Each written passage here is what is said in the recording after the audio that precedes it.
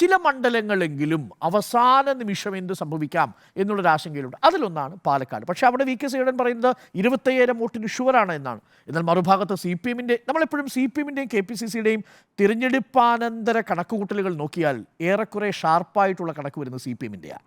കാരണം പല ബൂത്തുകളിലും കോൺഗ്രസ്സിന് ഏജന്റുമാർ പോലും ഇല്ലാതിരുന്ന ചില സാഹചര്യം ഇത്തവണയും ഉണ്ടായി, ചില മണ്ഡലങ്ങളിലെങ്കിലും. പക്ഷേ സി പി എമ്മിൻ്റേത് വളരെ കൃത്യമായൊരു കേഡർ സംവിധാനമായതുകൊണ്ട് തന്നെ ആരൊക്കെ വോട്ട് ചെയ്യാൻ വന്നു, ഏതൊക്കെ സ്ഥലങ്ങളിൽ വോട്ട് ചെയ്തു, ഏതൊക്കെയാണ് നഷ്ടപ്പെടാൻ പോകുന്നത് കണക്കുണ്ട്.